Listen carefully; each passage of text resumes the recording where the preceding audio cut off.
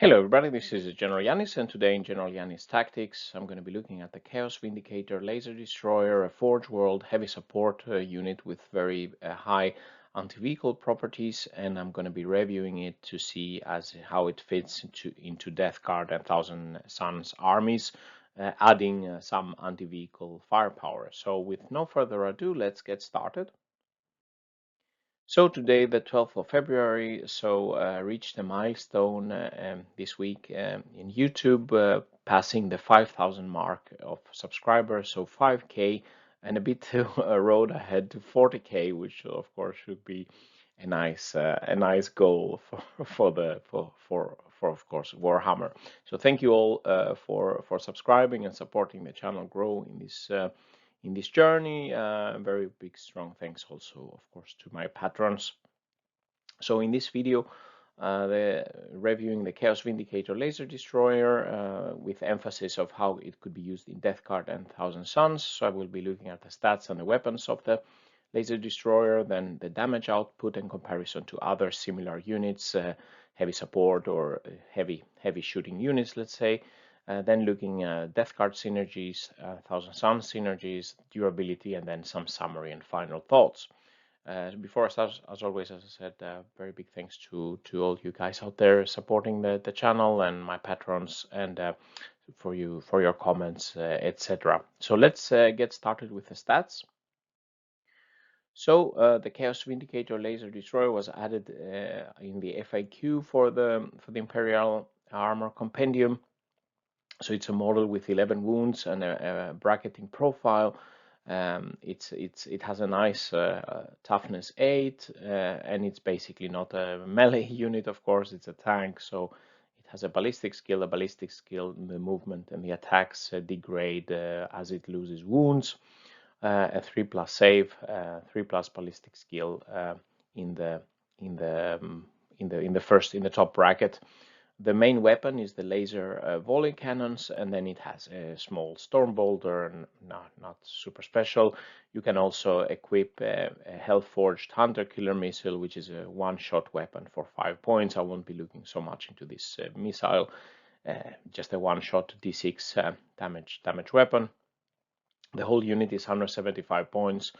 You get the volley cannon, and then you can add one killer missile for 5 points more if you have them to spare. The weapon, the laser volley cannon, it has two profiles: a normal profile, let's say if you can call it normal, but it's strength 9, AP -3, and D3 +3 damage, 3 shots at 36 inches. So some high valued shots, but not many shots, let's say 3. And if you do the overcharging, then it gets a pip of strength, a 10, and then AP -4, and then the damage becomes a flat 6. So really nice against the vehicles, multi-wound, high value targets, 3 shots of that. If you can land some hits, if the opponent doesn't make the saves, then you can really do some nasty damage. If you hit unmodified ones to hit, and if you did not remove stationary previously before you shot, you will suffer 1 mortal wound, but I think it's worth to overcharge it even with this risk. If you can, of course, remain stationary, you can shoot overcharge with no risk of mortal wounds. The Forge World units, for Chaos, they have the Mark of Chaos, they have the Legion, and then in the FAQ, of course, it says that the Legion could be, let's say, replaced by Death Guard, and then Death Guard units will get Bubonic Astartes, and then will also be part of a Plague Company, and they will get the Nurgle Mark of Chaos. Bubonic Astartes in Death Guard would give it then the Inexorable Advance rule. A Bubonic Astartes vehicle, if it shoots its weapons into close combat in engagement range, it will not suffer a penalty of -1 to hit.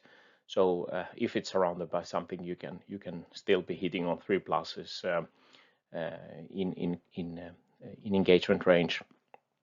For Thousand Suns, it gets the Arcana Astartes instead, and it gets the Colt keyword.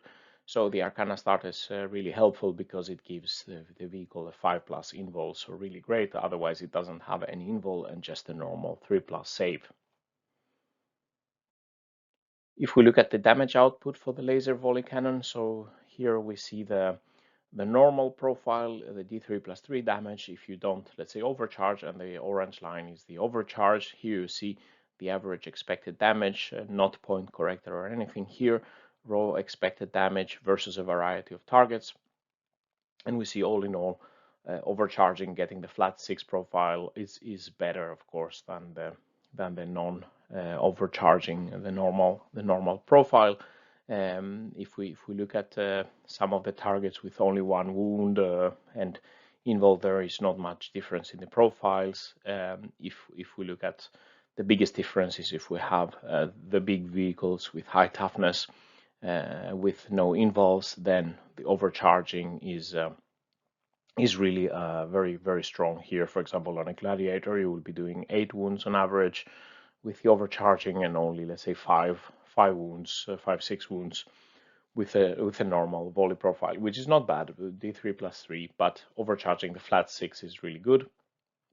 Here you see some targets like Death Guard with discussing resilience, where you normally here the overcharging profile is better. And of course, these weapons are very good against multi-wound vehicles, but really bad against, let's say, horde type enemies like cultists and poxwalkers or something like that. Not very strong, of course. Versus they shouldn't be firing at chaff infantry. So overcharging does the highest damage as expected, and it's especially versus vehicles and multi-wound monsters, etc. that we get the best profiles here. And of course, this multi damage is not very good versus chaff infantry and targets with low number of wounds. If we then look at the damage of the laser volley cannon and then compare it to some other popular, let's say, anti-vehicle or a bit more heavy guns, this is again not point corrected and not assuming any buffs. Now the dark blue line is the overcharged laser volley cannon. Here we have 2 times the Volkites, for example, from a Volkite Contemptor. 4 las cannons, this could be a Predator with 4 las cannons.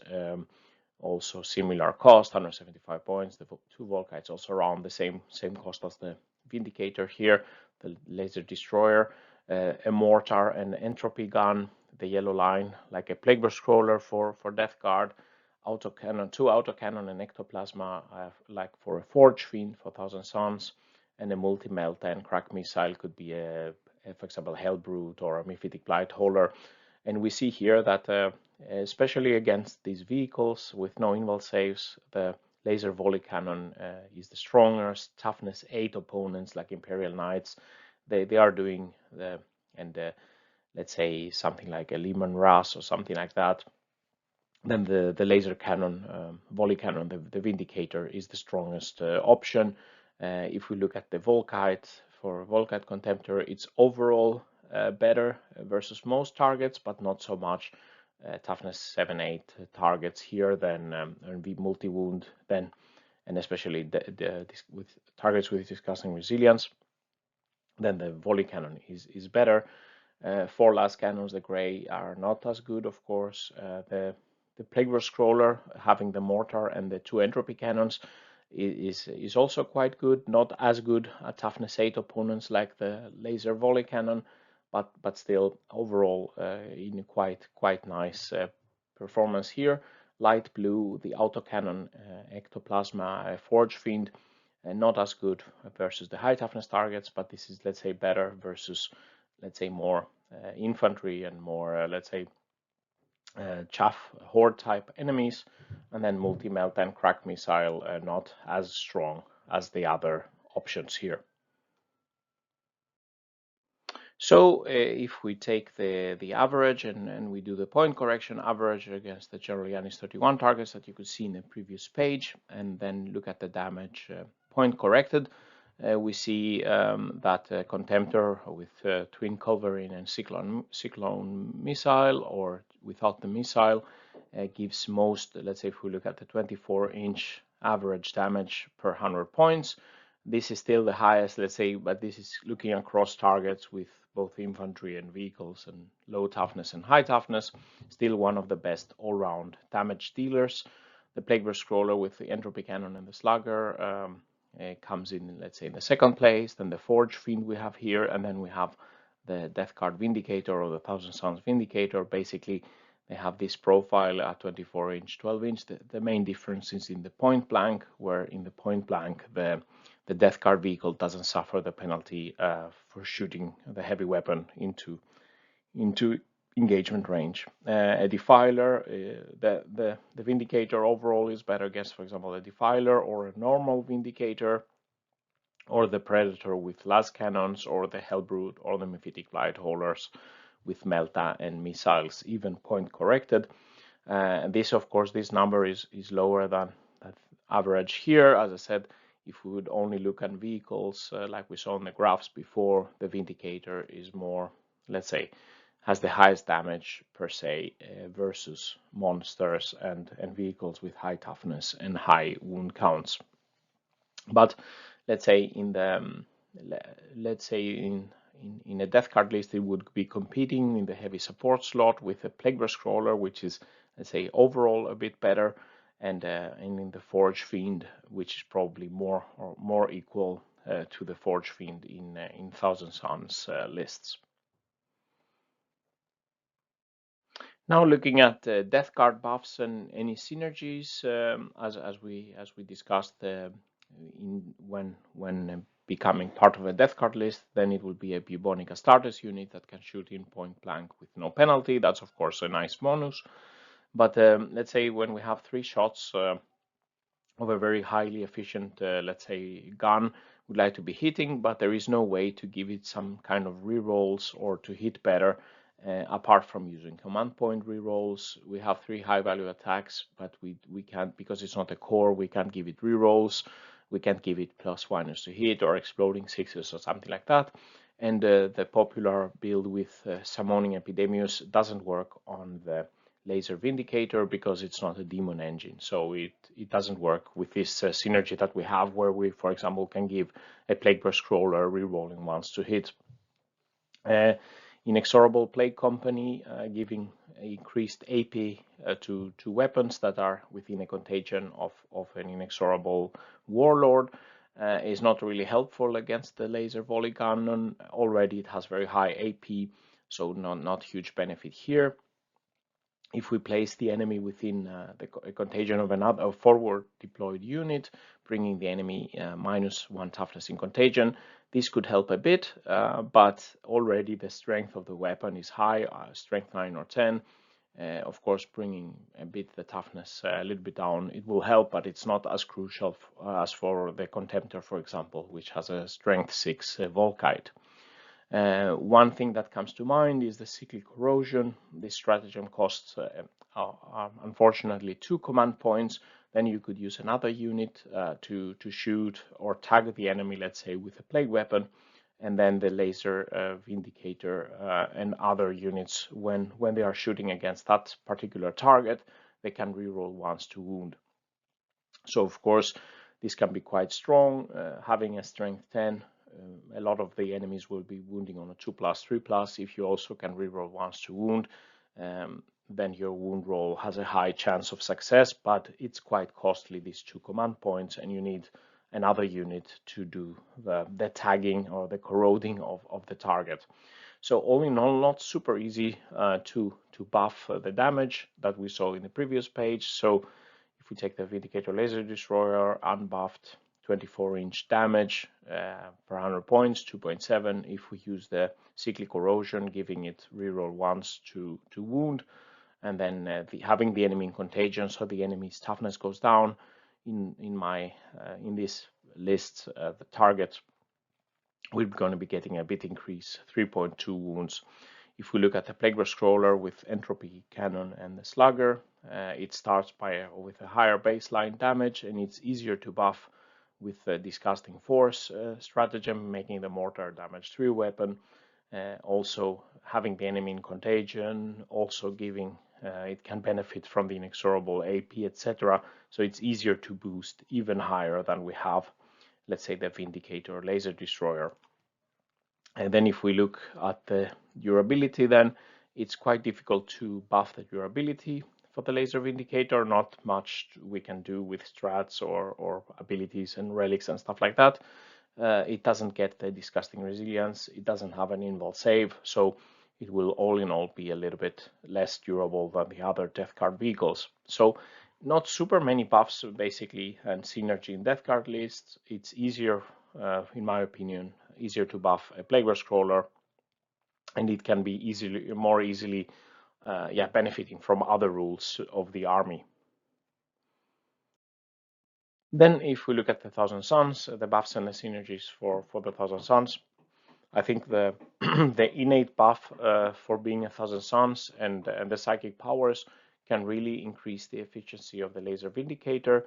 For example, the Presage psychic power can give it +1 to hit, then it will be hitting the 3 attacks or let's say on the 2+. That's a huge increase, let's say.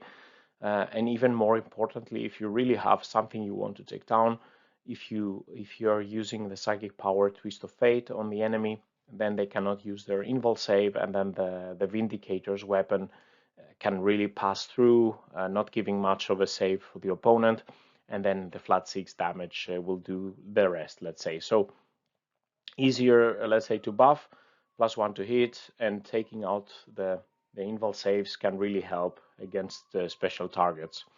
As I said, for durability, just becoming an Arcana Starters in a Thousand Suns detachment, it gets a 5+ invul, and then also this could be a 4+ invul even with the Psychic Weaver of Fates.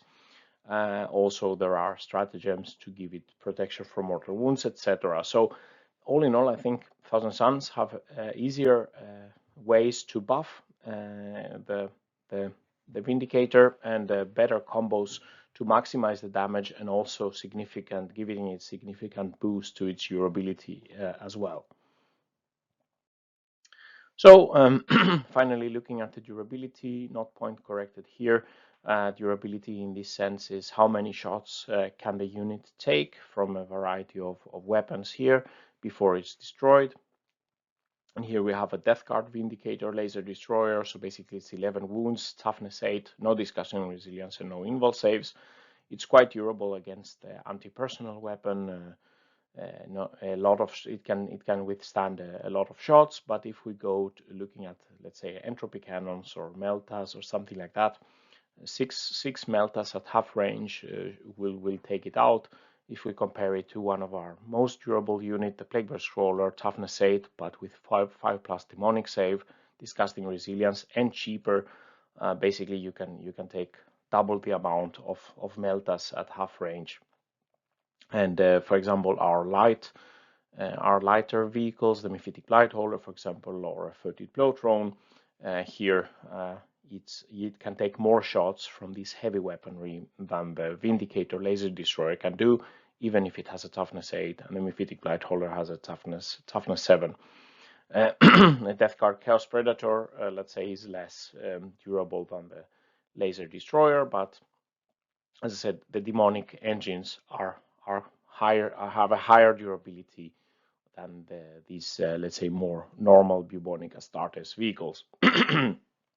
Looking at the Thousand Suns Vindicator, toughness 8, but it has a 5+ invul save, then it can take substantially more shots compared to the Death Guard Vindicator Laser Destroyer, for example, 9 meltas at half range instead of 6 before being destroyed.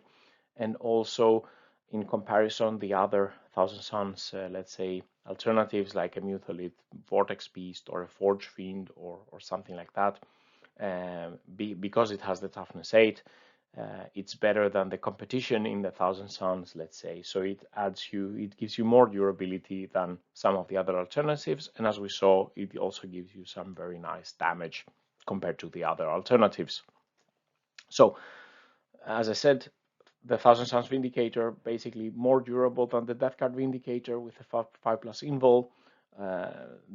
For Thousand Suns, it's one of the most durable options, while the Death Guard Vindicator Laser Destroyer is one of the least durable vehicle options for the Death Guard lists. It doesn't have any disgusting resilience or demon saves, etc.